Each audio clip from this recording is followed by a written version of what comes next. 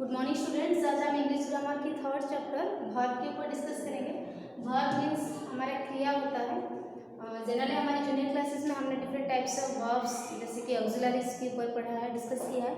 Auxiliaries means आपका helping verbs is, a, मार, was, has, have, had, will, shall, ये सब होता है। तो फर्स्ट ऑफ ऑल हम देखते हैं about the definition of verb. Verb ये जो होता है एक सेंटेंस की पार्ट होता है। विदाउट वर्ब, वर्ब को छोड़ के sentence is completely incomplete. Verb को छोड़ के कंप्लीट का कोई मायने ही नहीं रहता। फर्स्ट ऑफ ऑल हम डेफिनेशन देते हैं वर्ब का। It is the most important word. ये एक बहुत इंपॉर्टेंट वर्ड होता है सेंटेंस का। इट टेल्स अस, ये क्या डिस्क्राइब करता है? Tells us what a person, एक पर्सन क्या है। व्हाट ए पर्सन डज, एक पर्सन क्या करता है। और what is done to a person, एक पर्सन के साथ क्या क्या होता है। दैट मीन्स सब्जेक्ट क्या है। Person means may be not only person thing या प्लेस, जिसके बारे में भी सेंटेंस पूरा डिस्क्राइब कर रहा है वो क्या है, क्या कहा जा रहा है उसके बारे में, वो क्या कर रहा है या उसके साथ जो हो रहा है, ये होता है आपका वर्ब। जनरली वर्ब जो होता है it is an action word, it is an event. Without verb a sentence can not be completed. ठीक है, डेफिनेशन दोबारा रिपीट करते हैं। It is the most important word of a sentence. एक sentence का बहुत इंपॉर्टेंट वर्ड होता है। इट टेल्स अस, ये हमें क्या बताता है? व्हाट ए पर्सन और थिंग इज, एक पर्सन क्या है। व्हाट ए पर्सन डज, एक पर्सन क्या करता है। और what is done to a person, और एक पर्सन के साथ क्या क्या होता है। ये तीन कैटेगरीज रहता है। First is what a person और थिंग इज, पर्सन और थिंग क्या है। जैसे कि example she is a nurse, वो एक नर्स है। यहाँ पे पर्सन मीन्स सब्जेक्ट पर्सन, जिसके बारे में कहा जाता है सेंटेंस। सब्जेक्ट यहाँ पे हम सी लिखेंगे सब्जेक्ट। जनरली सब्जेक्ट का डेफिनेशन क्या है? जिसके बारे में सेंटेंस में टोटल डिस्क्रिप्शन होता है, दैट इज सेंटेंस। तो पहला क्या है? Tells us what a person is. देखो सी इज ए नर्स, तो यहाँ पे आपका हेल्पिंग वर्ब हो गया इज। ठीक है, वर्ब इज हो गया। कह रहे ना क्या पर्सन है, व्हाट ए पर्सन और थिंग इज। तो पहला सेंटेंस इसको क्लैरिफाई कर रहा है, व्हाट ए पर्सन और थिंग इज। ना सी इज ए नर्स, तो यहाँ पे वर्ब हो गया इज। सेकंड कंडीशन में व्हाट ए पर्सन डज, एक पर्सन क्या करता है। राधा डांसेस, क्या कर रही है? नाच रही है। यहाँ का हो गया एक्शन वर्ब, एक्शन या इवेंट, ये आपका वर्ब हो गया। ठीक है, थर्ड में है और what is done to a person, एक पर्सन के साथ क्या किया जा रहा है, एक थिंग के साथ क्या किया जा रहा है। द फ्लावर्स आर प्लक्ड, फूलों को तोड़ा जा रहा है। तो यहाँ पे सब्जेक्ट या थिंग आपका फ्लावर्स हो गया, उसके साथ क्या हो रहा है ना, उसको तोड़ रहे हैं। तो ये देखो प्लग, इस कंडीशन में she is a nurse, what a person is यहाँ पे डिस्क्राइब किया जा रहा है। Then what does the person, what a person does, एक पर्सन क्या करता है। राधा डांसेस, ये वर्ब हो गया। पर्सन के साथ क्या किया जा रहा है, that is flowers are plucked. ठीक है, तो ये तीन कंडीशंस में जनरली हम वर्ब को यूज करते हैं। तो डेफिनेशन क्या हुआ ना, जो आपका verb is a important part of a sentence, important word of a sentence. It describes about what a person is, then तुम्हारा what a person does and what is done to a person और thing. ठीक है, then हम देखेंगे classifications of verb, कितने types के verbs हैं। They are generally two types of verbs, दो प्रकार के वर्ब है। आज हम ट्रांजिटिव वर्ब्स के ऊपर देखेंगे। टू टाइप्स ऑफ वर्ब हो गया आपका ट्रांजिटिव वर्ब और एक हो गया आपका इंट्रांजिटिव वर्ब।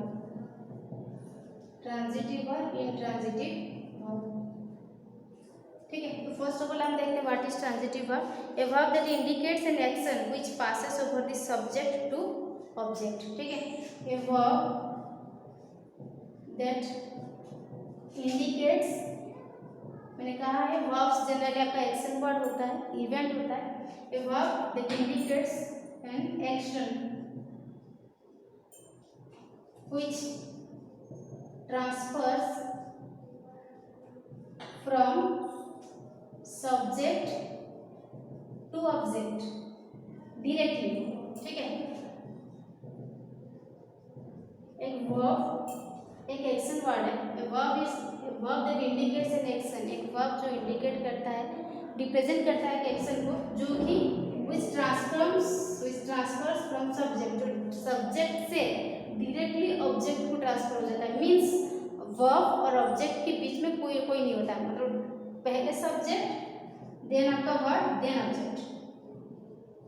डायरेक्टली हमारी जो एक्शन है ये डायरेक्टली आपका ऑब्जेक्ट के ऊपर ट्रांसफॉर्म हो जाएगा डायरेक्टली। जैसे काउ गिव्स मिल्क, यहाँ पे हो गया सब्जेक्ट काउ, गिव्स हो गया आपका वर्ब, ठीक है। इसके बाद जो ऑब्जेक्ट है ये आपका हो गया डायरेक्ट, बिल्कुल सब्जेक्ट का जो भी आपका जो वर्ब का जो भी एक्शन है जो भी इवेंट है वो डायरेक्ट आपका ट्रांसफर हो रहा है ऑब्जेक्ट को। काउ गिव्स मिल्क ये आपका हो गया object. Ram pledge cricket, Ram pledge cricket ये हो गया आपका वर्ब देन ऑब्जेक्ट। जिस सेंटेंस में हमने एग्जांपल देखा, जिस सेंटेंस में आफ्टर वर्ब के बाद तुरंत ऑब्जेक्ट पाया जाता है, this are the transitive verb. Verb के बाद तुरंत ऑब्जेक्ट पाया जाएगा, ये आपका आ जाएगा ट्रांजिटिव वर्ब, ठीक है। लेकिन जरूरी नहीं है कि वर्ब के बाद कभी हमारे एक ही ऑब्जेक्ट, इस सेंटेंस में हमने दो सेंटेंस यहाँ पे देखा, दोनों ही सेंटेंस में हमने ये देखा कि वर्ब के बाद इसमें एक ऑब्जेक्ट है और इसमें एक ऑब्जेक्ट है। लेकिन ये जरूरी नहीं है कि वर्ब के बाद एक ही ऑब्जेक्ट पाया जाता है, किसी किसी सेंटेंस में हमारे वर्ब के बाद दो दो ऑब्जेक्ट पाया जाता है। फॉर एग्जाम्पल्स यहाँ पे कुछ वर्ब्स दिया जा रहा है, जनरली आपका give, ask, tell, promise, after, ये कुछ वर्ब्स है जिसके बाद हम दो ऑब्जेक्ट्स का यूज कर सकते हैं। क्या क्या मैं मतलब सेंटेंस के कहने की मतलब है ये कि सेंटेंस में ये जरूरी नहीं है कि वर्ब के बाद हम एक ही ऑब्जेक्ट यूज करें, किसी किसी सेंटेंस में वर्ब के बाद हम दो दो ऑब्जेक्ट यूज कर सकते हैं। कौन सी टाइप्स के वर्ब्स होते हैं? जनरली मैक्सिमम केस में give, ask, tell, promise, after, ये सब के बाद हम दो दो ऑब्जेक्ट्स का यूज कर सकते हैं। जैसे कि for example my father asked me a question, my father asked me a question, cow gives us milk, ये भी आपकी ट्रांजिटिव वर्ब में आएगा क्योंकि आपका सब इसमें देखते हैं, सब मैंने कहा सेंटेंस में दो दो ऑब्जेक्ट पाए जाते हैं, जरूरी नहीं है हर सेंटेंस में एक ही ऑब्जेक्ट पाया जाएगा। देखिए माई फादर ये आपकी सब्जेक्ट हो गया, आस्क्ड ये हो गया वर्ब, इसके बाद क्वेश्चन तो हमें पता है ये ऑब्जेक्ट है ना, लेकिन माई फादर यहाँ पे देखो दो ऑब्जेक्ट है, क्या मी भी एक ऑब्जेक्ट है, ठीक है। हमारे यहाँ पे दो ऑब्जेक्ट है, एक हो गया मी और एक हो गया क्वेश्चन, ठीक है। यहाँ पे दो ऑब्जेक्ट पाया जाता है, उसमें से आपका एक होता है डायरेक्ट ऑब्जेक्ट और एक होता है इनडायरेक्ट ऑब्जेक्ट, ठीक है। डायरेक्ट ऑब्जेक्ट मीन्स क्या है ना, जब सेंटेंस को व्हाट करके पूछा जाएगा, when a sentence is asked by what, sorry what, ये सेंटेंस जैसे कि मेरे पापा ने मुझे एक क्वेश्चन पूछा, क्या पूछा? क्वेश्चन पूछा, ठीक है। तो ये आपका हो जाएगा डायरेक्ट ऑब्जेक्ट। और जनरली कहा जाता है जो डायरेक्ट ऑब्जेक्ट होता है these are non living things, non living things, ठीक है। सेम कंडीशंस में क्वेश्चन ये आपका डायरेक्ट हो जाएगा और किसको दी, किसको पूछा?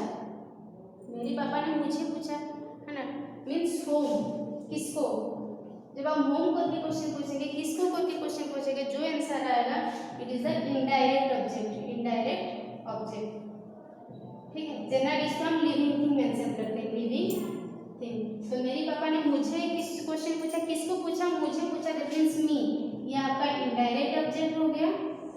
और क्या पूछा? क्वेश्चन पूछा, ये आपका डायरेक्ट ऑब्जेक्ट हो गया। तो ट्रांजिटिव वर्ब में क्या इस जरूर नहीं है ट्रांजिटिव वर्ब के बाद हमें एक ही ऑब्जेक्ट मिलेगा, किसी किसी सेंटेंस में हमें ट्रांजिटिव वर्ब के बाद दो ऑब्जेक्ट मिलता है, उसमें से आपका डायरेक्ट ऑब्जेक्ट होता है और सेकंड आपका इनडायरेक्ट ऑब्जेक्ट होता है। सेकंड एग्जांपल देखो, काउ गिव्स अस मिल्क, यहाँ पे सब्जेक्ट हो गया काउ, है ना। वर्ब क्या है? गिव्स, मैंने कहा था ट्रांजिटिव वर्ब क्या है ना, जिस सेंटेंस में वर्ब की तुरंत बाद the action transforms from verb to object directly, तुरंत वर्ब से ऑब्जेक्ट तक तुरंत ट्रांसफर होता है। तो यहाँ पे आपका वर्ब हो गया गिव्स, है ना। इसके बाद ऑब्जेक्ट, दो ऑब्जेक्ट हैं, पहला मैंने कहा था गाय दूध देता है, लेकिन इसमें काउ गिव्स अस मिल्क, गाय हमें दूध देता है ना। तो मैंने कहा था सेंटेंस को व्हाट करके क्वेश्चन करेंगे, ये दोनों ही ऑब्जेक्ट है, व्हाट करके क्वेश्चन करेंगे, गाय क्या देता है? दूध देता है, तो व्हाट, ये व्हाट करके क्वेश्चन किया है, तो ये आपका हो गया डायरेक्ट ऑब्जेक्ट। किसको देता है? वो, किसको देता है? हमें देता है, अस, ये हो गया आपका इनडायरेक्ट ऑब्जेक्ट। ठीक है। जनरल मीन्स मैंने कहा था ये नॉन लिविंग थिंग होता है और ये आपका लिविंग थिंग होता है, ठीक है। Next example, mister Sharma teachers us English. इसमें एक्शन या इवेंट टीचर्स है, ये आपके भाग हो गया, इसमें दो है। मिस्टर शर्मा हमें इंग्लिश पढ़ाते हैं, तो क्या पढ़ाते हैं, व्हाट करके क्वेश्चन करेंगे, इंग्लिश, तो इंग्लिश हो गया ऑब्जेक्ट, किसको पढ़ाते हैं ना, हमें पढ़ाते हैं, ये हो गया। तो क्या पढ़ाते हैं, इंग्लिश पढ़ाते हैं, डायरेक्ट ऑब्जेक्ट है, जबकि अस हमें पढ़ाते हैं, या लिविंग थिंग है, टू होम किसको पढ़ाते हैं, तो ये आपका हो गया इनडायरेक्ट ऑब्जेक्ट। तो ये था आपका ट्रांजिटिव भाग के बारे में। मैंने कहा ट्रांजिटिव वर्ब क्या होता है ना, जब भाग के बाद तुरंत ऑब्जेक्ट पाया जाता है, दिस इज ट्रांजिटिव वर्ब। और हर ट्रांजिटिव वर्ब में ये जरूरी नहीं है कि ट्रांजिटिव वर्ब में एक ही ऑब्जेक्ट पाया जाता है, किसी किसी सेंटेंस में ट्रांजिटिव वर्ब के बाद दो दो ऑब्जेक्ट पाए जाते हैं, ठीक है। तो हमारे नेक्स्ट क्लास में हम इंट्रांजिटिव वर्ब के ऊपर डिस्कस करेंगे। जनरली आप लोगों को ये करना है, ये जो 3 फॉर्म्स ऑफ वर्ब्स है इसको थोड़ा ध्यान देख लेना, अब्यूज, अब्यूज्ड, अब्यूज्ड, क्योंकि जब हम वर्ब्स को करेंगे ये सारा आपका कंप्लीटली पूरा क्लियर होना चाहिए। जनरली मैंने जितना करवाया है ये आपका ए क्वेश्चन और बी क्वेश्चन में हो जाएगा, ठीक है। तो ए और बी कर लीजिएगा और इसका नोट्स बना दीजिएगा डेफिनेशंस का। Thank you.